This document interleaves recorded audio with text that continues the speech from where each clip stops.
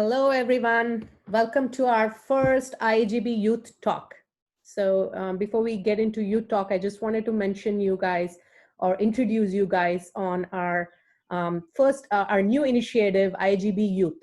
IAGB Youth is a platform that's created for youth, our youth, to connect, discuss, and interact with others in the New England community to share their ideas, thoughts, challenges, and solutions. And this is run by them, by the IAGB youth volunteers and for the youth in the community.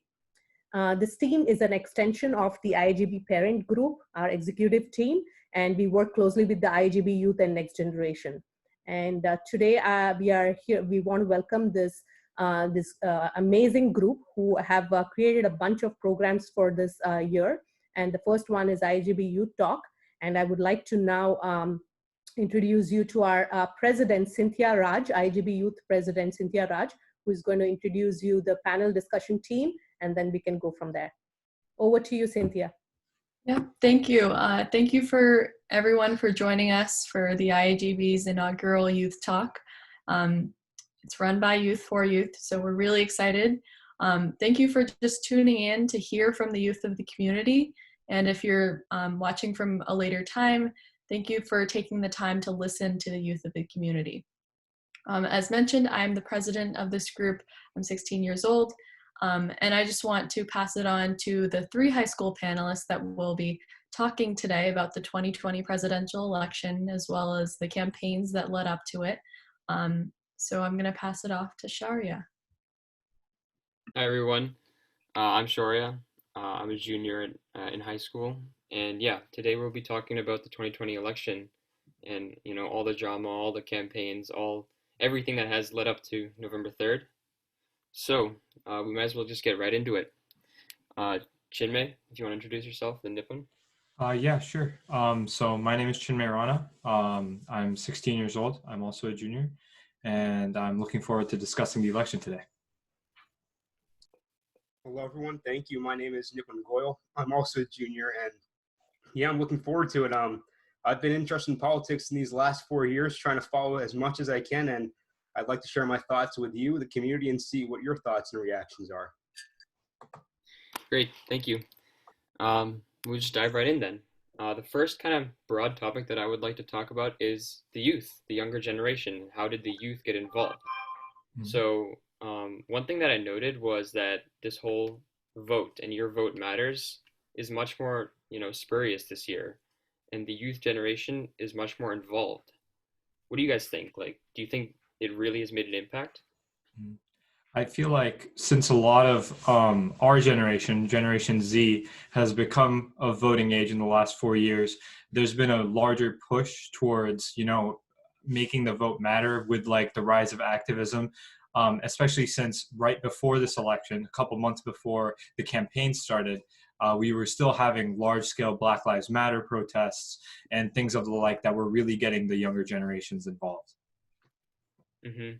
Yeah, I'd have to build on to that. I think, especially the younger generation, they're seeing that these issues today, they most directly apply to them, like social justice, climate change, all these different issues. They become more empowered in that sense, use their platform to make change. And I think that's why we're seeing such a high voter turnout in these past few elections than ever before.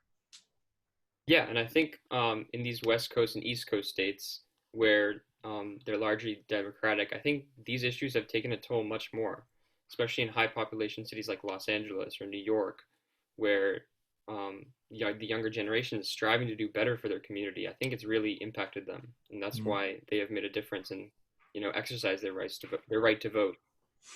Yeah.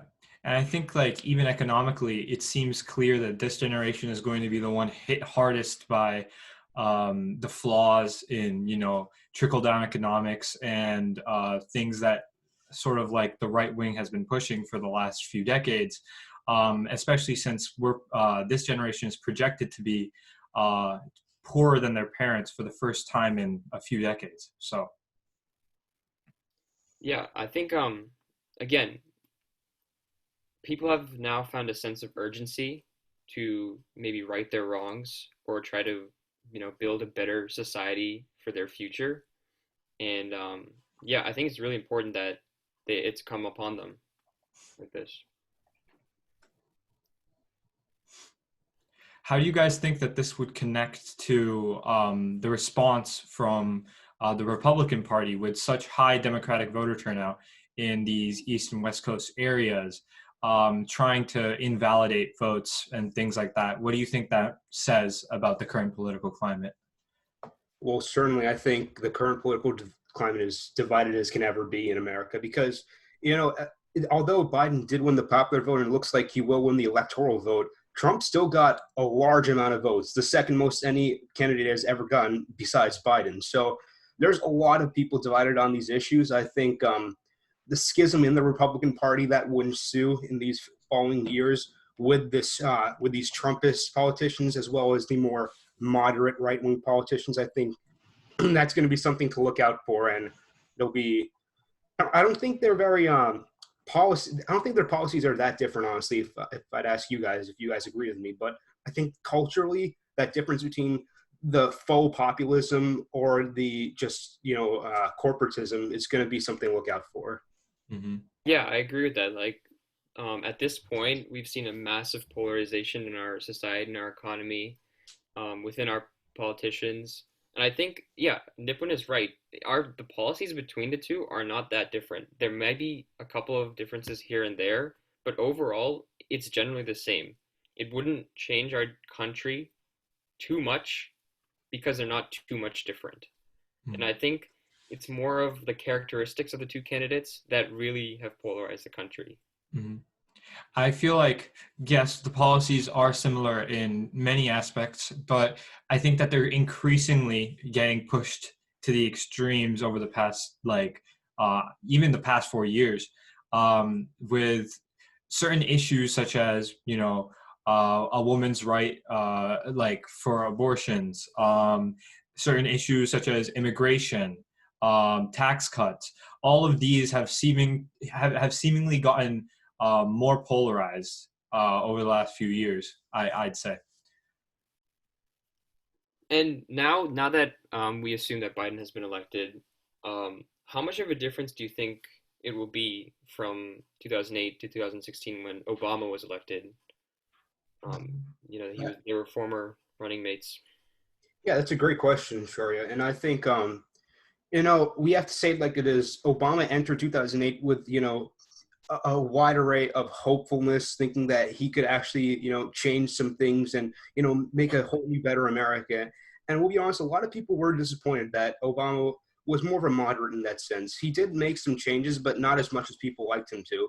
And I think that's Biden's message overall. He just wants a return to normalcy. He's not going to, go to the left wing of the party and make some substantial changes. Yes, he has some good policies. His climate change is the most ambitious in a long, long time. And he's going to do some other things regarding healthcare and a better COVID response. But I don't think we should fool ourselves and think he's going to be the next FDR or big progressive. I think we have to see it like it is. It's a milquetoast moderate candidate, and it'll be up to young people like us to push him and push his administration into getting the policies that we want enacted. Mm-hmm. Yeah, and that's an important. Oh yeah, you can. Okay, I think that's an important point you make. As people might the younger generation, if they're not too immersed in politics, they might expect Biden to be a super progressive president. And I think it's important to note that even though he might not be progressive or as progressive as they might think, he will make changes in areas that will satisfy the younger population. And I think that may or may not lessen the divide as people start to recognize that maybe, this will work out. I don't know. And I think that one of the key problems with the Obama presidency was the split in the in Congress, where the interests of the executive branch and the legislative branch were completely at odds with each other.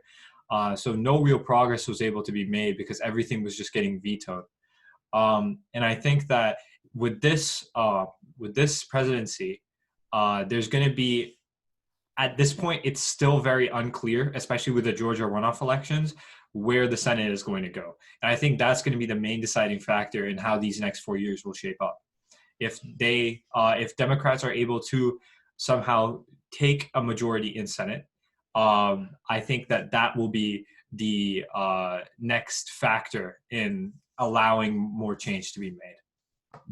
That's a good point, Chinmay. But just to counter it with that, even if the Democrats are able to take the Senate and have a 50-50 draw, you still have to watch out for the more moderate or more right-wing Democrats that are within the Senate. You have Joe Manchin from West Virginia. You have those 2 senators from Georgia, if they're elected, from a usually Republican state. They don't want to break from their constituents too much. You have 2 Democratic senators from Arizona.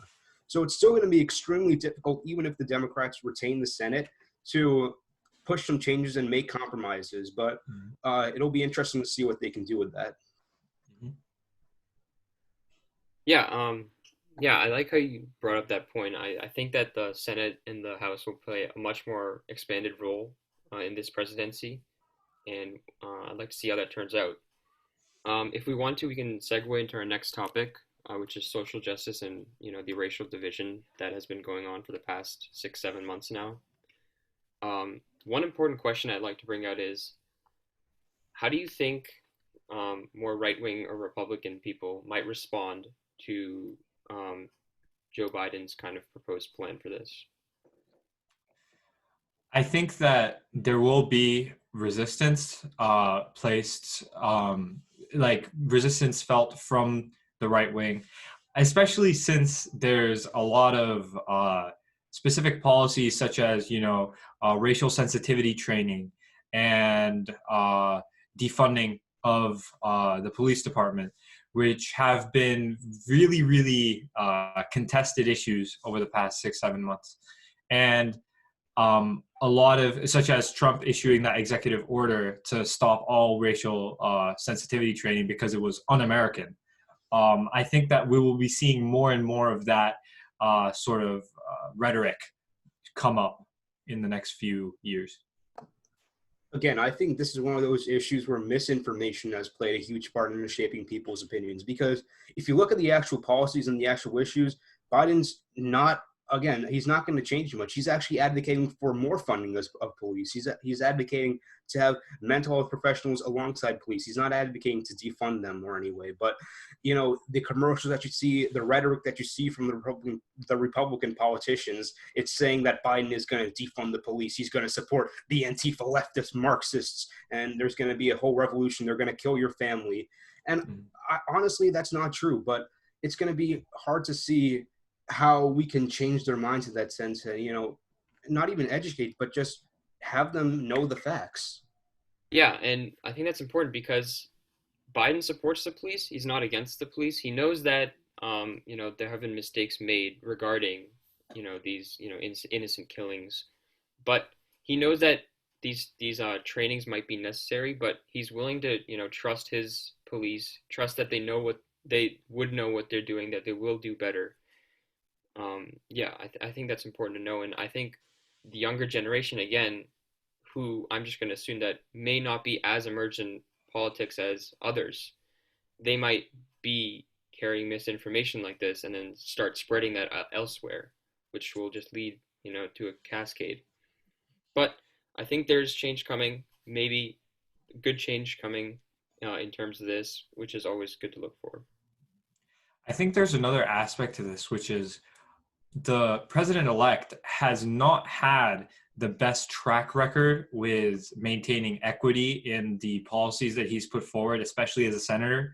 I think it was in 1994 that he put forward crime legislation that really disproportionately targeted people of color and minority communities.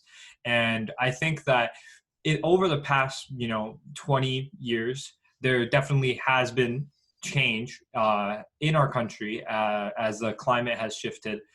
But I also think that we should keep in mind that we cannot always rely on the executive and the president to make these type of large-scale changes. There's still a need for protests. There's still a need for movements.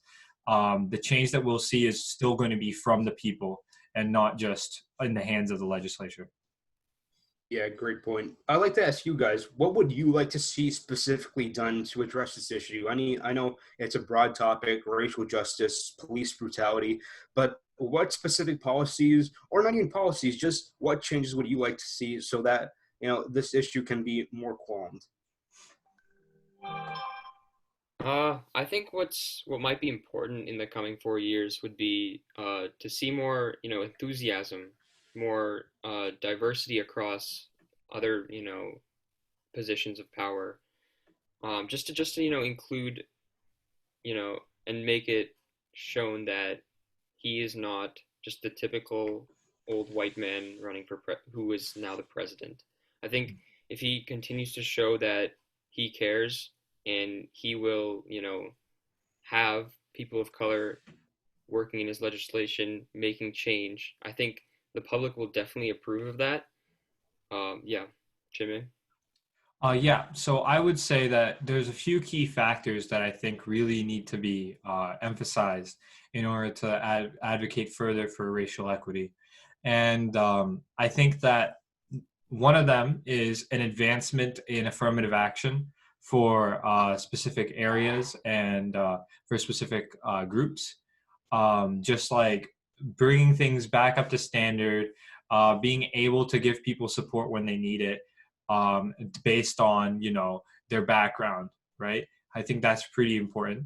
I think another thing is specifically in terms of police brutality, the racial sensitivity training that was canceled under President Trump needs to be put forward again, needs to be a more common thing in our policing, as well as adding in aspects of defunding, moving funds into more social programs. I think that those three things together will create a better image of the future.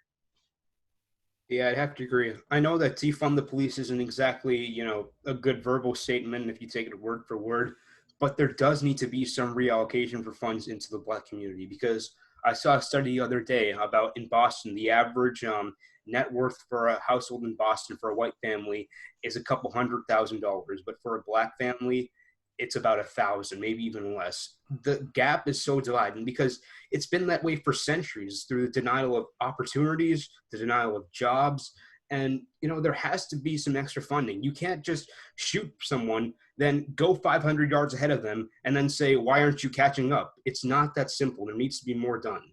For sure. I think another large aspect in the whole net worth thing is just the way that the debt systems in the United States have continually oppressed the lower class, especially with the rise of credit in the 1990s, causing people to go into irreversible amounts of debt. And it all falling down with the housing crisis of 2008. I think that all of these things combined have led to today being one of the worst times in terms of equality between groups.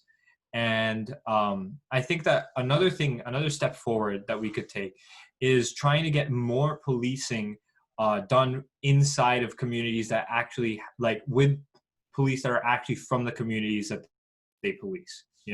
We shouldn't be having police from a district that's like 10, 15 miles away from the low-income neighborhoods that they're actually going to be affecting. So I think that's another step forward. That's another good point, Chinmay. I'd like to introduce that education might play a much more expanded role in this presidency, especially education on racial justice. Schools across the nation have started to add electives about social injustice. Actually, my school has added one, a mandatory course for all students to take, so they learn more about racism, anti-racism, and how to combat this issue. Again, the problem is that education has been limited towards stopping racism, and that now under President Biden, it might fuel up, and with that fueling up, it might lead to sort of a less divided and maybe racist nation, if I were to put it that way. Mm-hmm. And I think that I agree with your point about how important education is. But I think another aspect of this is how much resistance there's going to be from, the South and the Midwest in terms of how far they're going to be willing to push this. There are still schools in those areas that don't teach evolution as a science just because of the religious dogma that is encompassing in the society.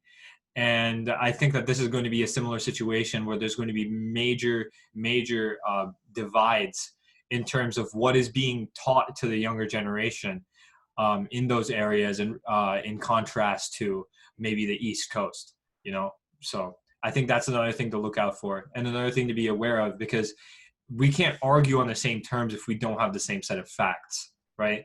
We can't have a civilized debate. We can't make change if we aren't able to agree on the basics. And right now, I don't think that the population of the United States really agrees on the basics. Right. And I think to get that agreeal, first of all, the previous generation needs to be in agreeal with the younger generation to start that off, because they obviously have a different set of beliefs from when they were growing up. They have been taught differently. Obviously now it's been much better. There has been some form of teaching in schools that, at least in democratic states, that you should be against racism. They teach you ways to, be inclusive to everybody. And I think that should continue in a much more, energetic fashion over the next couple of years. Yeah, I totally agree. Just building off both of your points. I mean, many states in the South, they still teach about the lost cause when referring to the Civil War, meaning that the cause of the Confederacy was just and justified. And when you have stuff like that going around, especially within our education system, you can for sure guarantee that there's going to be a divide or a lack of knowledge on both sides about what the other one's thinking. So education is going to be a huge part. Tangible, funding and changes are going to be a huge part. And that just shows how big of an issue this is that can't be solved with just one thing. Yeah, and I was reading the other day in an article. It said that the goal to stop racism doesn't start at the end. It starts at the roots, and the roots we need to start as deep as our government. And once racism has been eliminated there, it can work our way through our society, as the president has obviously a huge influence over the public. Yeah. I think another key part of this is the more complex topics in terms of racism are some of the most important in the modern day. There's a big difference between the type of racism that is just, outwardly discriminatory, insulting, where you're putting someone down because of their race. And then there's the larger, more impactful kind of racism that is the structural and the colorblind racism, where you act as if there is no such thing as race, or you act as if you're colorblind, but all that does is disenfranchise and disempower the lower class, because being neutral in times of oppression is siding with the oppressor, right? So it's these type of concepts that are the most important in the modern day, I'd say. Yep, that's the important point brought up. Between not being racist and being anti-racist. At this point, I think it's imperative that both schools, the government, should be teaching ways of anti-racism and not just not racist ideas. So yeah. Do you guys have any more to add on to this topic? No, I'm ready to move on. All right, yeah. I think the next one is probably one of the biggest ones, the pandemic. The whole crisis starting back in January, that's, gone up till now, the whole flatten the curve, how I don't think it has worked. And then now we're seeing historic numbers. So I think one of the main aspects of this is the overall inability for the American government to agree on the best path forward for how to deal with it. The overvaluing of immediate economic growth over the long-term impact on the populace's lives, as well as the general neglect of regulatory and preventive measures shown by the American public in areas such as North Dakota, which currently has over a 50% positivity rate in its state. I think it becomes increasingly obvious that no matter how much the current the more left-wing legislatures try to push this scientifically based agenda on how we should go forward dealing with the coronavirus pandemic, that there are going to be areas of the country that just will not listen. Yep, I agree. This was a product of the ineptitude of the government in general, but also everything that is wrong in America today. I think it all combined to create a snowstorm. You had no single line of messaging with the federal government about what to do, about how to come across this pandemic. You had, a lack of education that fueled this this cultural war, cultural divide about masks being political. You had, the government bailing out the big businesses, giving hundreds of billions of dollars to them a day, but letting the small businesses die on Main Street. And I think that's what's resulted. This is kind of a stray away, but I don't think the Democrats did that good of a job with their messaging either. I think they had to take in mind that there are poor people who are struggling right now. They can think, I need my job, I need my paycheck. What are you doing for me? And I think they should have had that in mind. If they proposed something like Japan did, what Japan did, they did not have a full economic shutdown. They just had a mask mandate, and they wore that constantly. And their deaths are so much lower than us. So there are many ways we could have gone about doing this without a total economic shutdown.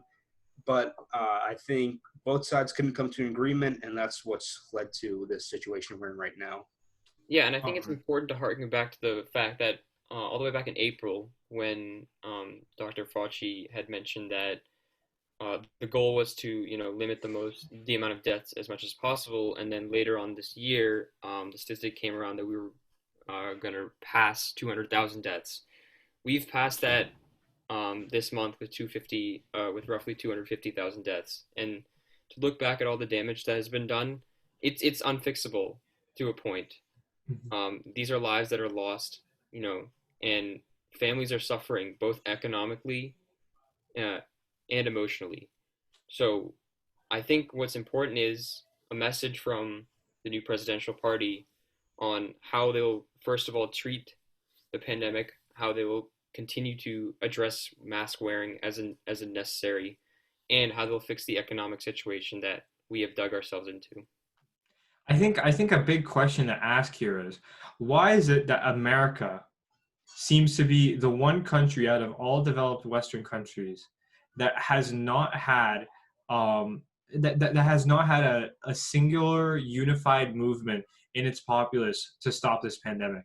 If we look at Italy, who was starting off the pandemic with the largest number of cases, they unified pretty quickly, and they brought their cases down as a whole by just following the regulations. What do you think has been stopping Americans from reaching that type of unity? It all starts from the top, Jinmei. I think that from the beginning, again, I don't want to emphasize how bad Trump was or, how bad his response was, but we need to address this. If from the beginning, if he told Make America Great Again masks and told his supporters to wear a mask, I think that they would have. I think that, this whole cultural about masks wouldn't have happened. I think Democrats, tend to believe in science, evolution, climate change more. I think they would have worn a mask too. And I think this would have been easier if he just said to wear a mask. There are other definite changes that could have happened, but I think that's one of the basic ones that we have to address, and it never happened. Yeah, and again, that's a great point, Chinmay and Nipwin. But another thing to look on is the influence that presidents have. The presidents have a huge influence over the public, and every decision that they make, every action that they take will influence the public, and they'll make their actions based on that. If some XYZ president did something uncharacteristically, the public wouldn't look on that. If they did something that helped the economy and they continue to do that, they'd probably continue in support. I think it's important that again to note that this mask wearing thing has become too political, and it's much more of a thing to be safe wearing a mask rather than be political and not wear a mask. Yeah, I agree. And just to build on to your point one more time, Jinmei, I think also our crumbling infrastructure and that how we haven't updated in a long, long time played a big role in the lack of a unified response, because If you remember at the beginning of the pandemic, when people were losing millions and millions of jobs, when they were calling to the U.S. Federal Unemployment Center to, file for unemployment, get their benefits, the center couldn't handle all those calls. It wasn't built like that. It was built all the way back in the 1960s, 1970s, I believe. And I think with all those features, all that crumbling infrastructure, they just couldn't handle it. I think that this really speaks to the need for larger government funding, larger government budgets, and better allocation of those funds. If those funds, if funds had been routed from new military operations to just being placed into, our infrastructure and our call centers for the government, wouldn't that make the situation so much better in terms of how easily the government could respond to this pandemic, how quick the response could be? And another aspect to this, I think, is about what Shoria was saying about how much political leaders influence their supporters, right?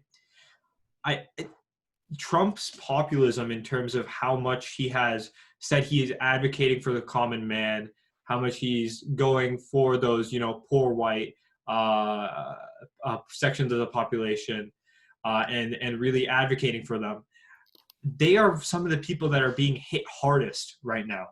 And yet they are, and yet the perspective that they have on it is so skewed just because of his rhetoric that they, I've heard stories of people saying that, oh, I haven't gotten COVID. This isn't a problem with COVID. This is just lung cancer, right? Because they had lung cancer like 2 years ago, or anything that they can do to deny the fact that this virus exists, that this pandemic exists, that there's a problem that is actually happening, any action that would go towards those conclusions is being taken to an extreme degree. And I think that really shows how much the politics over the last 4 years has really had a major direct impact on people's lives, like it almost has never had before in the history of the United States, apart from like wars. Yeah, and I think you brought up the point of how extreme this was. I think that's also important, as this, we would have had a much more unified response if we hadn't already been preoccupied with our polarization of our social economy. But I think although as Biden continues to advocate for a more I'll serve America. I'm not serving Democrats. I'm not serving just Democrats. I'll serve both people who support me and people who don't support me, because that's an important message to relay, as I think Republicans might hear that and think, okay, he's thinking about us too, and he's not as as politically divided as people might think.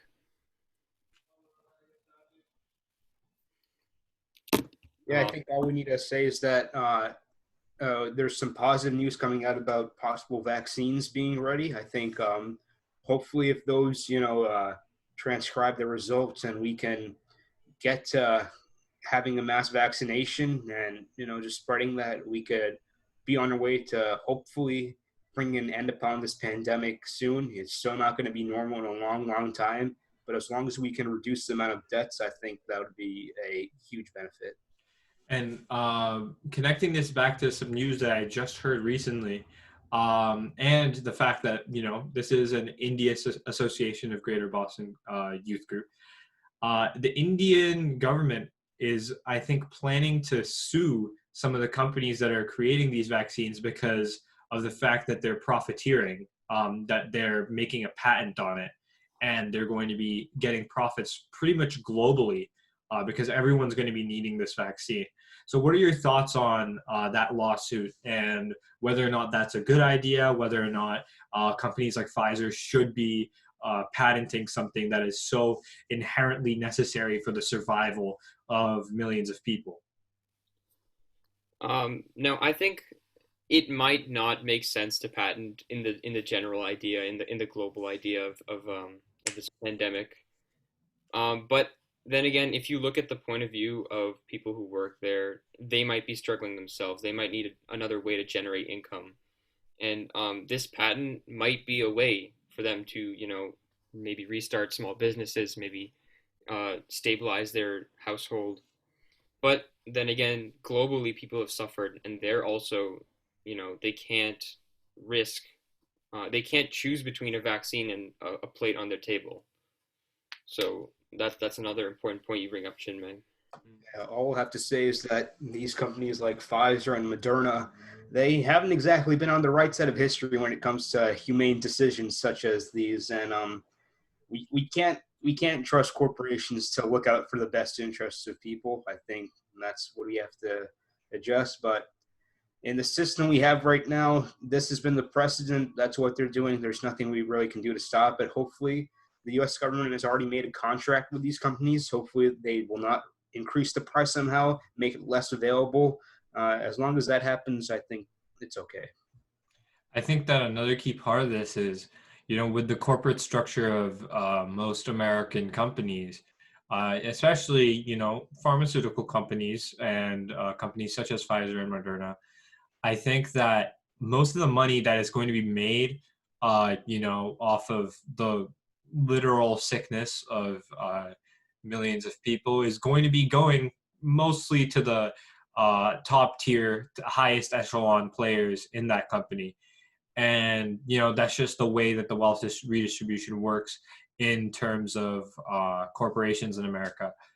And I think that it really shows this deep structural problem with the way that industrialized economies had changed ever since like the 1920s in America, and how much that those changes in the past in history are still being felt today.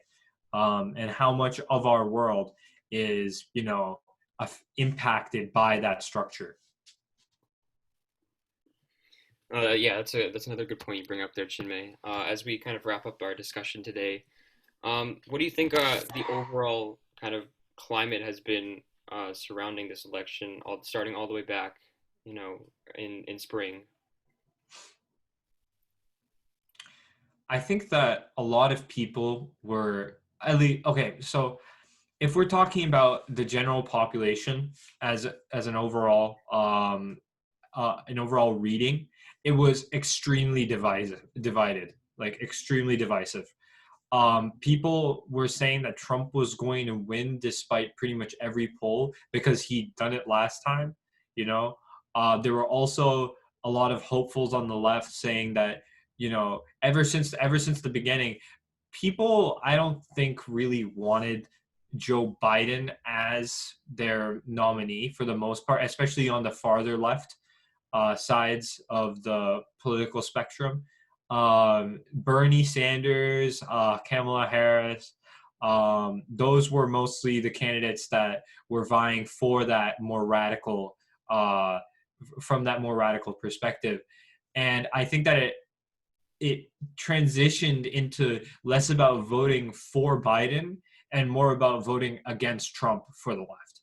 And then for the right, it became more about just sticking to those ideals that they had seen, make America great again, all of the nationalism, all of the populism, all of the pride that they have for America, really just showcasing itself in the way that they were almost like undyingly supportive of whatever President Trump put out.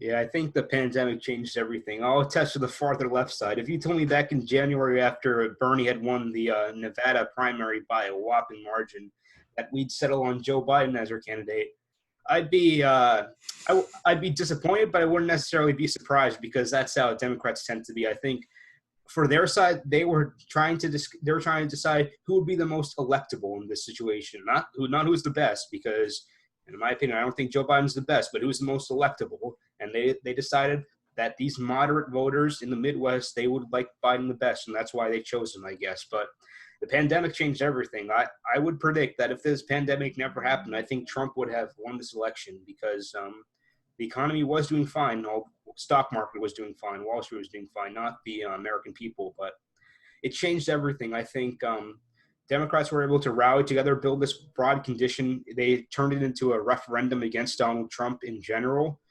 And the Republicans, yes, they stayed to their nationalistic. They could try to infuse hate whenever they could, and they played it to their advantage. But I'm scared for this next few months against this unprecedented attack on our democracy happening right now with all these lawsuits and denial of votes. About more than half of the Republican Party does not think that Biden has rightfully won this election. So in the best case scenario, you are going to have 70 million angry voters who think that the current president in office was wrongfully elected, and that spells a lot of trouble in the future. I'm worried about that, but we'll see what President-elect Biden can do to hopefully heal the men in our nation. Yeah, that will definitely be something to look out for, as many are heated on this topic. Lastly, what do you think the Indian voting population has decided on their election? Do you think they would have probably favored Trump a little more as the influence he's had in India, or do you think that they could resonate with Kamala Harris as of Indian origin? I think that there's a lot of variety in opinions for sure. But, there is an entire movement in America called Hindus for Trump. There's also entire sections of the Indian population in America that are very, very left wing, especially in the younger generation. And I think that sort of conflict is pretty common even in our daily lives, in our friend groups, in our social circles. And I think that honestly, if we're looking from politics from an Indian perspective, the easiest thing we can do is look at India right now, right? And PM Narendra Modi is pretty much on a similar platform as Trump was 4 years ago, with pushing that nationalistic agenda, pushing that RSS backed, almost Hindu nationalist perspective, and especially with the citizenship bill that was passed a few months ago. I think that those type of conflicts kind of shift the perspective of people living in America as immigrants to be, more sympathetic towards that right-wing side. I think for Indians in America, the top two issues come down to the economy and immigration. So I think, especially among younger Indians that have been living here for almost their entire lives, I think, especially in these coastal areas, they may have become more progressive. But I think for Indian parents or Indian immigrants that have come here, they want to see, especially for the wealthier ones, how will the president affect, their wealth, their well-being. I think that's why you do have a large number of Indians and other wealthy minorities tending to lean Trump, but although you have the majority leaning towards Democrats, and also immigration, because a lot of them are immigrants. They want to have their chance at a citizenship. They want to have a green card. As you saw, for the H-1B green card dates, they did get moved forward under the waning moments of the Trump administration, which caused a large support. I'll go back to saying that my dad said. He said that, well, Trump will give us more money, but Biden will give us more freedom. So it's up to you to decide. And so I think it's a contentious election. There's a lot of things for people to take in consideration. Ultimately, you have to do what's best for you. And I think as the Indian community, as we have a greater voice here, no matter what side of the spectrum you're on, you have to advocate for what you believe in. So it doesn't matter if you're a right wing, left wing, whatever policies you see fit, make your voice heard, because you need to let them know that we're a part of this nation too. We have beliefs, and we're going to be here for a long, long time. And I think along those lines, make sure that, if you are of voting age, vote, and make your voice heard. And our government should be doing everything it can to make sure every vote counts. Yeah, these are some two great points that you guys have made. Lastly, just do your research. Make sure you're voting for the correct person, and you're not voting for who you think will be best based on surface opinions. Make sure you do your research on what policies will suit you best. As Nipun said, make sure you do your research. And find what will be best for you. Yeah, you guys have anything else to say as we conclude our discussion? No, I would just like to say thank you for holding this discussion. I really got a lot out of it. It was nice discussing this election. And I hope that the next 4 years in America are brighter than the last 4. I'd like to say thank you as well. Thank you, Sharia. Thank you, Jinmei. Thank you to the entire IAGB youth organization for organizing this. I had such a great time. Again, just another message to the youth out there in the community: make your voice heard. That's all that matters right now. And again, as Jinmei said, let's hope for a brighter 4 years. Thank you so much, guys. This was absolutely amazing. And it's so nice to hear your perspective. It's so important for us to hear the younger generation perspective so that we pave the path for you, because it's your, this is what you're going to be, living towards and working towards. And we hope to have more of this events coming up in the next few months, and we're going to keep the programs updated. And Cynthia, do you have anything exciting to announce for the next month or so? We're working to come up with some competitions, hopefully a writing competition. And again, just stay in touch with the Facebook, because we will be posting updates as that goes along, but we have a lot in store. So if you're anyone from the community and you're one of the youth, just stay in touch, see what's happening, because we have a lot of fun stuff coming. Awesome. And Sharia, do you have any hint towards our next IAGB talk, or is it still in the planning mode? Yeah, it's still in the planning mode. We're trying to get one in right before everybody, dissolves for December break. So be on the lookout for that. Awesome. Okay, thank you so much, guys. Have a great weekend, and thanks for watching. People who didn't get a chance, we're going to record this and share this video to everyone. And we hope you guys join us next in our next IAGB Youth events, and support this team and be a part of this team. Thank you all. Yeah, thank you. Thank you.